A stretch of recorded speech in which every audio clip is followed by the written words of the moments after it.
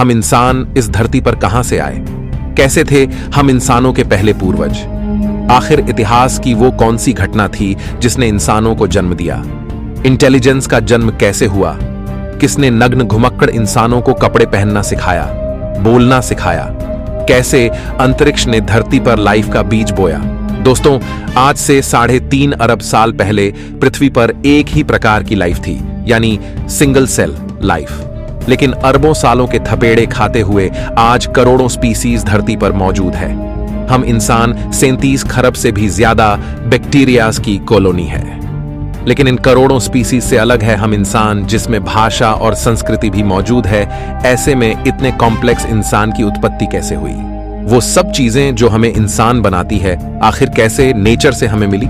कैसे अरबों साल के विकास क्रम ने जीवन को एक नई दिशा दी?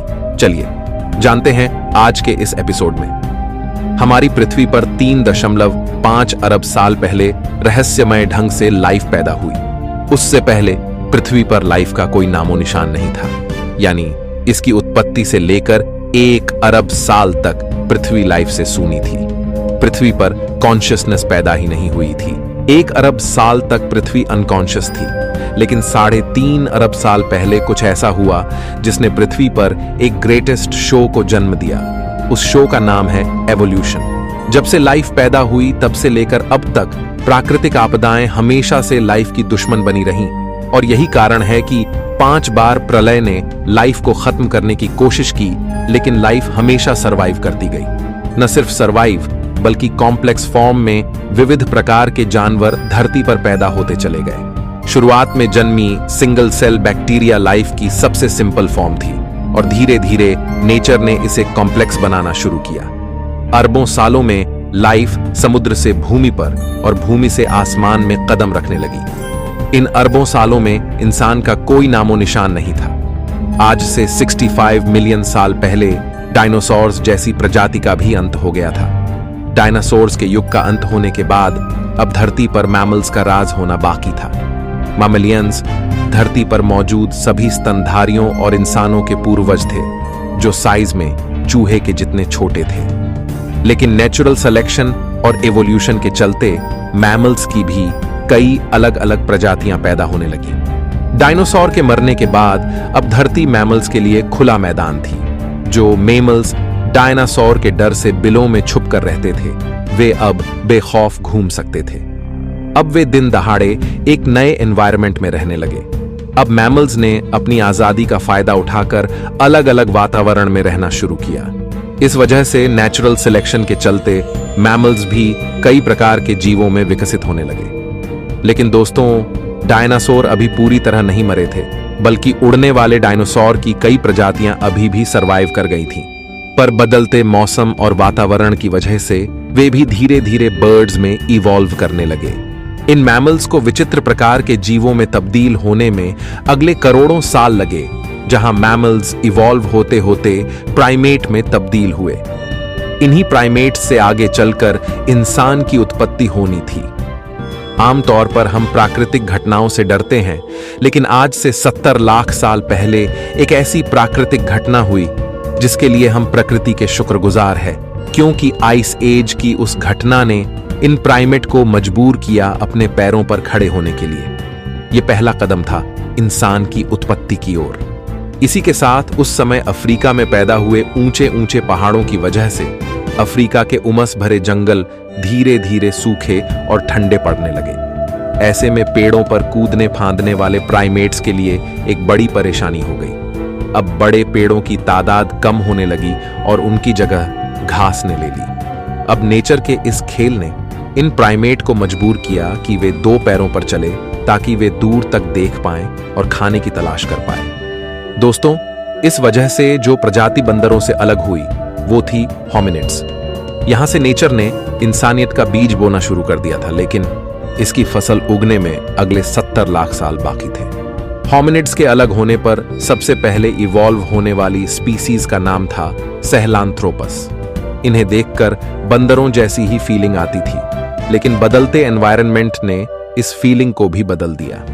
अगले कई मिलियन सालों में सहेलांथ्रोपस पेड़ की शाखाओं की तरह अलग अलग ब्रांचेस में इवॉल्व हुए, जैसे आर्डिपिथेक्स, ऑस्ट्रेलोपिथेक्स, पैरांथ्रोप्स और अंत में फाइनली होमो, जो लगभग 24 लाख साल पहले उत्पन्न हुए थे। पर इन मिलियन सालों के विकास क्रम में जीवन के इस पेड़ की बाकी सभी शाखाएं टूट गई यानी एक्सटिंक्ट हो गई, और बची एक शाखा यानी होमो, यानी जिससे हम निकलने वाले थे। समय के साथ इनका दिमाग भी बड़ा हो रहा था। 30 लाख साल पहले ऑस्ट्रेलोपिथेकस ही इंसानों की वो पहली स्पीसीज थी जिसने पत्थरों को काटकर हथियार की तरह इस्तेमाल करना सीखा। इसी वजह से ये शिकार में काफी होशियार थे। मांस खाने की वजह से इन्हें सभी न्यूट्रिएंट्स की पूर्ति होने लगी, और यह एक मुख्य कारण बना इनकी इंटेलिजेंस के बढ़ने का, क्योंकि अब इनके दिमाग का साइज बढ़ने लगा।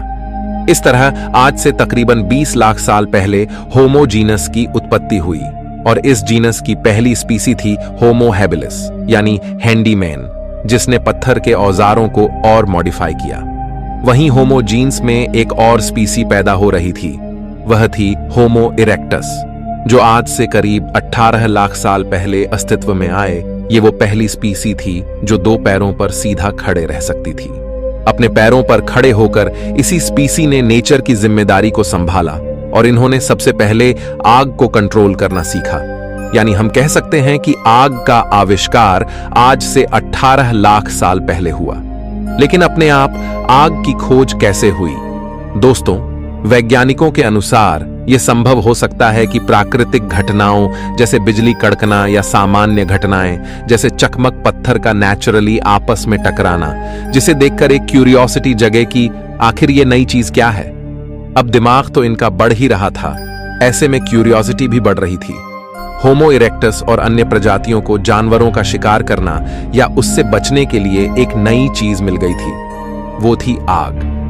जानवर जो आग से डरते हैं, और इसके प्रयोग से होमो इरेक्टस को एक एडवांटेज मिला कि वो आग का प्रयोग कर खाना भी पका सकता है और जानवरों को भगा सकता है।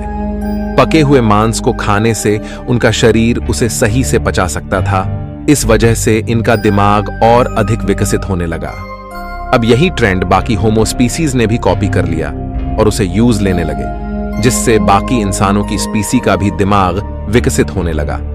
इस तरह इवोल्यूशन के चमत्कार से 3 लाख साल पहले 2 सबसे बुद्धिमान स्पीसीज पैदा होती है, यानी होमो निएंडरथलेंसिस और होमो सेपियंस। आज से 1 लाख साल पहले इस समय इंसानों की स्पीसीज ने एक बड़ा फैसला लिया। ये अब तक साउथ अफ्रीका में मौजूद थे।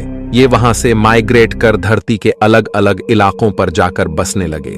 नए इलाकों में जाने पर इनके सामने नए चैलेंजेस आए, नई क्लाइमेट कंडीशन और खुखार जानवर।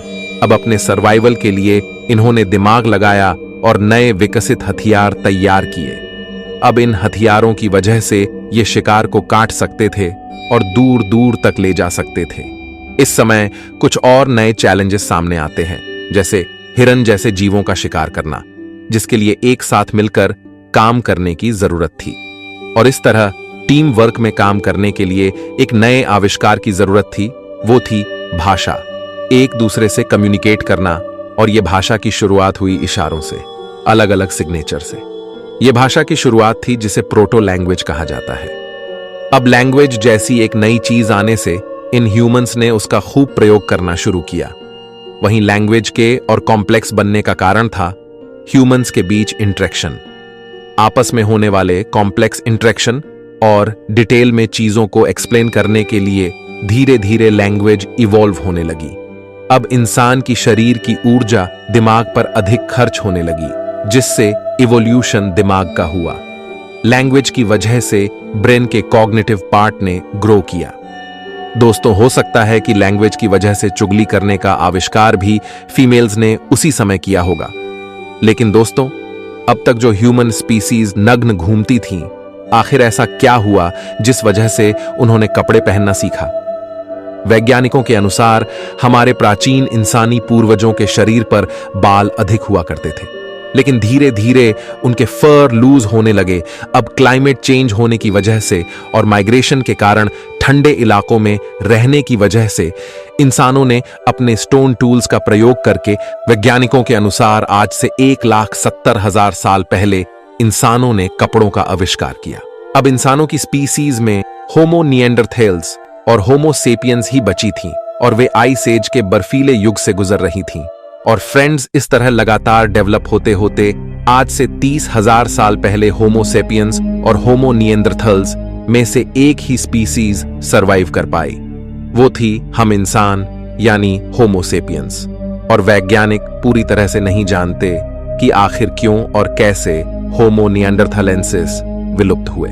इस वक्त तक आइस एज का युग जारी था, जो आज से 10,000 साल पहले जाके खत्म हुआ। लेकिन मॉडर्न ह्यूमंस किसी तरह हिम युग की कड़कती ठंड को सरवाइव कर गए, पर इधर उधर घूमते रहने की वजह से अब उनके लिए खाने की समस्या होने लगी। इसलिए आज से 10,000 साल पहले एग्रीकल्चर यानी खेती की शुरुआत हुई और अब ह्यूमंस के पास अपनी जिंदगी में काफी फ्री टाइम मिलने लगा, क्योंकि उनकी बेसिक नीड पूरी होने लगी। फिर खाली दिमाग बना शैतान का घर, और हमारे शैतानी दिमाग ने खाली टाइम में कई चीजों का आविष्कार किया, जैसे कि खाने को स्टोर करने के लिए गड्ढे बनाए, जिसके लिए स्पिनिंग व्हील बनाया गया। अब इंसानों के पास रात में खाली टाइम मिलता था, जहां वो अपनी वाइफ या गर्लफ्रेंड से लड़ने के बाद रात के आसमान को निहारने लगे। और आज से 2,500 साल पहले एस्ट्रोनॉमी का विकास हुआ। इस तरह लिखना, चित्रकारी करना, फेस्टिवल्स और फन लविंग लाइफ जीते जीते पिछले 5,000 साल में हम मॉडर्न ह्यूमंस आज इस टेक्नोलॉजी के जमाने में आ चुके हैं। लेकिन दोस्तों, इवोल्यूशन अभी रुका नहीं है, बल्कि इवोल्यूशन हमेशा चलता है।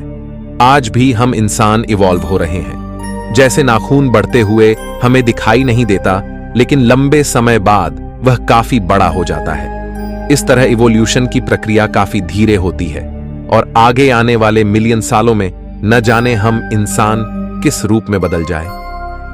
आज हम ऐसी कई परिस्थितियों से गुजर रहे हैं जो हमें लगातार शेप कर रही हैं। जिस तरह भूतकाल में हम इंसानों की कई विचित्र प्रजातियां थीं, उसी तरह हो सकता है हम इंसानों की और भी कई विचित्र प्रजातियां पैदा हो जाएं। आज हम जीवन के लंबे इतिहास को जानते हैं कि किस तरह जीवों का विकास हुआ, लेकिन एक सवाल अभी भी वैज्ञानिकों को परेशान करता कि आखिर लाइफ की शुरुआत कैसे हुई, किसने पृथ्वी के गर्भ में लाइफ का बीज बोया।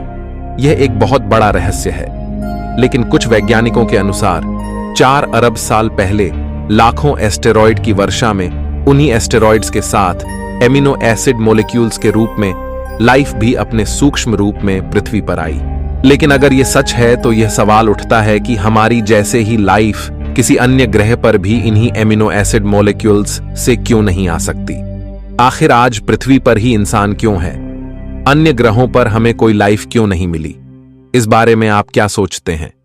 कमेंट में हमें जरूर बताइए। मैं मिलता हूं आपसे किसी अगले वीडियो में। तब तक के लिए ब्रह्मांड में घूमते रहिए।